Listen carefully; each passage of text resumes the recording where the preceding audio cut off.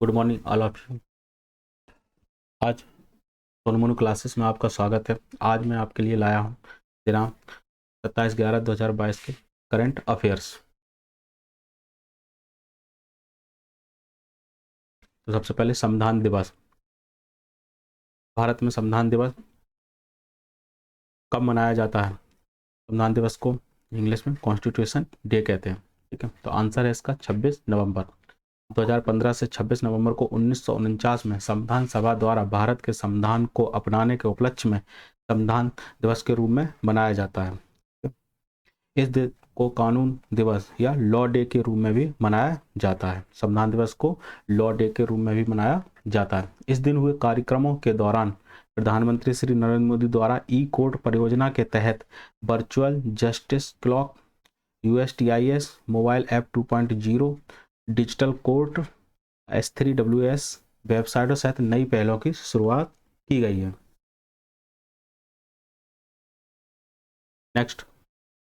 Next topic है प्राकृतिक gas. इस देश ने 27 साल के प्राकृतिक गैस आपूर्ति सौदे के लिए चीन के साथ साझेदारी की है। तो इसका आंसर है कतर। कतर एनर्जी ने चीन के साथ 27 साल के प्राकृतिक गैस आपूर्ति सौदे की घोषणा की। यह अब तक का सबसे लंबा गैस समझौता होगा।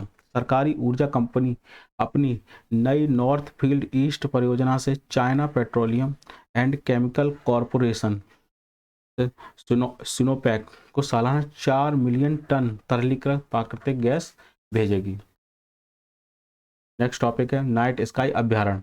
भारत का पहला नाइट स्काई अभ्यारण्य नाइट स्काई सेंचुरी किस राज्य केंद्र शासित प्रदेश में स्थित है? आंसर है लद्दाख। लद्दाख के होनले, जो लद्दाख है उसकी उसमें क्या है, होनले में केंद्रीय विज्ञान व प्रौद्योगिकी मंत्रालय के तहत वैज्ञानिक और औद्योगिक अनुसंधान परिषद council of scientific and industrial research, ठीक है, द्वारा भारत का पहला नाइट स्काई अभ्यारण्य नाइट स्काई सेंचुरी स्थापित किया जा रहा है। यह भारत में एस्ट्रो टूरिज्म को बढ़ावा देगा और ऑप्टिकल, इंफ्रारेड और गामा रे टेलीस्कोप के लिए दुनिया की सबसे ऊंची जगहों में से एक होगा। नेक्स्ट टॉपिक है सोनजल 2022 उत्सव। सोनजल 2022 किस राज्य या केंद्र शासित प्रदेश में आयोजित होने वाला वार्षिक युवा उत्सव है? उत्तर है जम्मू और कश्मीर। जम्मू कश्मीर के उपराज्यपाल मनोज सिन्हा ने कश्मीर विश्वविद्यालय में वार्षिक युवा उत्सव सोनजल 2022 का उद्घाटन किया। यह महोत्सव युवा कलाकारों के लिए अपनी प्रतिभा दिखाने का एक सुनहरा अवसर है और सोनजल उन्हें एक भारत श्रेष्ठ भारत के सपने को साकार करने के लिए एक मंच प्रदान करता है। ठीक है, जम्मू कश्मीर के उपराज्यपाल कौन है? मनोज सिन्हा है। ये यहाँ नोट करने वाली बात है। और ये कहाँ पर वार्षिक युवा उत्सव है? जम्मू कश्मीर का। नेक्स्ट टॉपिक है हमारा राष्ट्रीय दुग्ध दिवस। राष्ट्रीय दुग्ध दिवस, ठीक है, नेशनल मिल्क डे किस व्यक्तित्व की जयंती के उपलक्ष्य में मनाया जाता है? मतलब ऐसा कौन सा व्यक्ति है जिसके व्यक्तित्व की वजह से इस दिन को मनाया जाता है, जिसे नाम दिया गया नेशनल मिल्क डे, हिंदी में राष्ट्रीय दुग्ध दिवस? उत्तर है डॉक्टर वर्गीज कुरियन। ठीक है, भारत में श्वेत क्रांति के जनक डॉक्टर वर्गीज कुरियन, ठीक है, की 101वीं जयंती मनाने के लिए राष्ट्रीय दुग्ध दिवस नेशनल मिल्क डे मनाया गया, जिन्हें भारत के मिल्कमैन के रूप में भी जाना जाता है। वर्गीज कुरियन को हम लोग मिल्कमैन भी कहते हैं। प्रतिष्ठित राष्ट्रीय गोपाल रत्न पुरस्कार 2022 भी इसी दिन प्रदान किए जाएंगे। जो गोपाल रत्न पुरस्कार है, राष्ट्रीय गोपाल रत्न पुरस्कार 2022 जो है ना, ये इसी दिन प्रदान किए जाएंगे। ठीक, किसको? 26 को मनाया जाता है, 26 नवंबर को, तो इसी दिन। ठीक है, कर्नाटक राज्य में इस राष्ट्रीय इवेंट में वर्गीज कुरियन के जीवन पर एक पुस्तक और दूध में मिलावट पर एक पुस्तक का विमोचन किया गया। ठीक है, नेक्स्ट टॉपिक है हमारा अन्य महत्वपूर्ण तथ्य।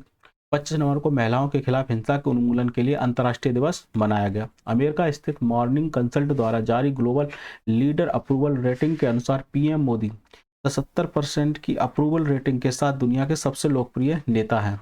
बहुत ही अच्छी बात है, हमारे देश के पीएम साहब 77% की अप्रूवल रेटिंग के साथ दुनिया के सबसे लोकप्रिय नेता बने हुए हैं। फ्रांस की स्टेफनी फ्रापार्ट पुरुषों के फीफा विश्व कप, जो पुरुषों का फीफा विश्व कप में उसमें अंपायरिंग करने वाली पहली महिला बनी है। नेक्स्ट टॉपिक है हमारा राष्ट्रीय शिल्पकार पुरस्कार, शिल्प गुरु और राष्ट्रीय शिल्पकार पुरस्कार दिनांक 28/11/22 को नई दिल्ली में प्रदान किए जाएंगे। इस बार वस्त्र मंत्रालय की ओर से यह पुरस्कार वर्ष 2017, 2018 और 2019 के लिए प्रदान किए जा रहे हैं। इस मौके पर उपराष्ट्रपति श्री जगदीप धनखड़, उपराष्ट्रपति कौन है हमारे देश के, श्री जगदीप धनखड़ मुख्य अतिथि होंगे, ठीक है, चीफ गेस्ट होंगे, ठीक। वह समारोह की अध्यक्षता वस्त्र मंत्री श्री पीयूष कुमार गोयल करेंगे। वस्त्र मंत्री यानी कि कपड़ा मंत्री कौन है, श्री पीयूष कुमार गोयल है। हस्तशिल्प विकास आयुक्त कार्यालय वर्ष 1965 से इस योजना को कार्यान्वित करता आ रहा है। शिल्प गुरु पुरस्कार वर्ष 2002 से शुरू किए गए थे। कब से ये पुरस्कार शुरू किए गए थे, वर्ष 2002 से। कोरोना काल के कारण पिछले 3 वर्ष से यह पुरस्कार प्रदान नहीं किया जा सका, ठीक है। नेक्स्ट टॉपिक है हमारा अन्य महत्वपूर्ण तथ्य एक बार और। प्रधानमंत्री ने नई दिल्ली में लचित बोरफुकन की 400वीं जयंती के साल भर चलने वाले समारोह के समापन समारोह को संबोधित किया। प्रधानमंत्री ने 26 नवंबर को सुप्रीम कोर्ट में संविधान दिवस समारोह में भी भाग लिया। उपराष्ट्रपति जगदीप धनखड़ ने ग्रेटर नोएडा में यूनेस्को इंडिया अफ्रीका हैकाथॉन को संबोधित किया। संगीत नाटक अकादमी ने वर्ष 2019, 2020, 2021 के उस्ताद बिस्मिल्लाह खान युवा पुरस्कार के लिए भारत के 102 कलाकारों का चयन किया। कितने किए हैं, 102। केंद्र ने सार्वजनिक टिप्पणियों के लिए पशु क्रूरता निवारण अधिनियम संशोधन विधेयक 2022 का मसौदा जारी किया। एक ये नया पशु क्रूरता निवारण अधिनियम आ रहा है 2022, इसके लिए मसौदा तैयार हो गया। IIT गुवाहाटी के निदेशक TG सीताराम को नए AICTE के अध्यक्ष के रूप में नियुक्त किया गया। IIT Delhi Times Higher Education, ठीक है, शॉर्ट में THE Times Higher Education, THE Times Higher Education की ग्लोबल यूनिवर्सिटी एम्प्लॉयबिलिटी रैंकिंग में भारत का शीर्ष स्थान है। नेक्स्ट टॉपिक है हमारा भारत के गणतंत्र दिवस पर मुख्य अतिथि, ठीक है। तो हमारे जो इस समय इस बार 26 जनवरी का जो प्रोग्राम होने जा रहा है, जिसे हम लोग गणतंत्र दिवस के रूप में सेलिब्रेट करते हैं आने वाले 26 जनवरी 2023 को, ठीक है। उस पर क्या हो रहा है कि हमारे देश में मुख्य अतिथि के रूप में मिस्र के राष्ट्रपति अब्दुल फतेह अल सिसी, कौन से, अब्दुल फतेह अल सिसी आने वाले गणतंत्र दिवस 26 जनवरी 2023 समारोह में मुख्य अतिथि होंगे, ठीक है। यह पहला मौका है जब मिस्र के राष्ट्रपति भारत के गणतंत्र दिवस समारोह में मुख्य अतिथि होंगे। ये ऐसा कब कौन सी बार हो रहा है, फर्स्ट टाइम हो रहा है ऐसा। विदेश मंत्रालय ने कहा कि भारत और मिस्र के बीच मैत्रीपूर्ण संबंध हैं। दोनों देश इस साल राजनयिक संबंधों की स्थापना की 75वीं वर्षगांठ मना रहे हैं। भारत द्वारा वर्ष 2022-23 की G20 की जो अध्यक्षता के दौरान मिस्र को अतिथि देश के रूप में भी आमंत्रित किया गया है। जो 2023 में G20 का प्रोग्राम इंडिया में हो रहा है, उसमें मिस्र को अतिथि के तौर पर भी आमंत्रित किया गया है, ठीक है। क्या होता है जब 26 जनवरी गणतंत्र दिवस या 15 अगस्त मनाया जाता है, तो हम लोग विभिन्न देशों से उनके राष्ट्रपतियों को अतिथि के तौर पर बुलाते हैं। उसी प्रक्रिया के तहत यह कार्यक्रम किया गया और उसी क्रम में ये आ रहे हैं। नेक्स्ट टॉपिक है NCC, national cadet corps, full form है NCC का नेशनल कैडेट कॉर्प, हिंदी में राष्ट्रीय कैडेट कोर, ने नई दिल्ली में अपने मुख्यालय के साथ भारतीय सैन्य कैडेट कोर है। यह स्वैच्छिक आधार पर स्कूल और कॉलेज के छात्रों के लिए खुला है। राष्ट्रीय कैडेट कोर अनुशासित और देशभक्त नागरिकों में देश के युवाओं को संवारने में लगे हुए सेना, नौसेना और वायुसेना, जिसमें एक त्रिकोणीय सेवा संगठन है। हेडक्वार्टर कहाँ है NCC का, न्यू दिल्ली में है। फाउंडेड कब हुआ था, कब बनाया गया था ये, 16 अप्रैल 1948 को। मोटो क्या है, एकता और अनुशासन, इंग्लिश में क्या है, यूनिटी एंड डिसिप्लिन। फाउंडर कौन है, HN कुंजरू, इनका पूरा नाम है पंडित हृदयनाथ कुंजरू। डायरेक्टर जनरल कौन है, lieutenant general Gurbir Pal Singh. Active कब हुआ था ये, 16 जुलाई 1948 से अब तक एक्टिव ही है, ठीक है। आज 74वां स्थापना दिवस मनाया गया है इसका, ठीक है। नेक्स्ट टॉपिक है हमारा आस्ट्रा हिंद 22 सैन्य अभ्यास। ये एक सैन्य अभ्यास का नाम है जो भारत और ऑस्ट्रेलिया के द्वारा किया जा रहा है, ठीक है। भारत और कोई अन्य देश भी, भारत किसी अन्य देश के साथ अक्सर कोई ना कोई सैन्य अभ्यास करता रहता, उसी के तहत ये प्रोग्राम हो रहा है। इसको नाम भारत और ऑस्ट्रेलिया के बीच होने वाले इस सैन्य अभ्यास को नाम दिया गया आस्ट्रा हिंद 22। भारत और ऑस्ट्रेलिया की सेना की टुकड़ी का द्विपक्षीय प्रशिक्षण अभ्यास आस्ट्रा हिंद 22 कल दिनांक 28/11/22 से राजस्थान के महाजन फील्ड फायरिंग रेंज में शुरू होगा। यह 11 दिसंबर तक चलेगा। कब तक चलेगा? 11 दिसंबर, नेक्स्ट मंथ के 11 दिसंबर तक। आस्ट्रा हिंद श्रृंखला का यह पहला अभ्यास है। ये पहला अभ्यास है जिसमें दोनों देशों की सेनाओं के सभी अंगों की टुकड़ियां हिस्सा लेगी। सभी अंगों का मतलब है जल, थल और वायु। ऑस्ट्रेलिया की सेना की 2nd डिवीजन की 13वीं ब्रिगेड के सैनिक अभ्यास स्थल पर पहुंच चुके हैं। ठीक है, भारतीय सेना का नेतृत्व डोगरा रेजिमेंट के सैनिक कर रहे हैं। आस्ट्रा हिंद अभ्यास प्रत्येक वर्ष भारत और ऑस्ट्रेलिया में बारी बारी से आयोजित किया जाया करेगा। मतलब आगे भी ऐसा ये प्रोग्राम लगातार चलते रहेंगे। ठीक है, संयुक्त सैन्य अभ्यास अक्सर होते हैं, उसी के दौरान कुछ फोटो हैं जो मैंने आपको दिखाई हैं ताकि आपको अच्छे से याद रहे। नेक्स्ट टॉपिक हमारा, अभिनेता विक्रम गोखले का निधन हो गया। ये एक जाने माने अभिनेता थे जिनका निधन हो गया। फिल्म अभिनेता विक्रम गोखले का आज पुणे में निधन हो गया। कहाँ पर निधन हो गया? पुणे में। वे करीब 77 वर्ष के थे।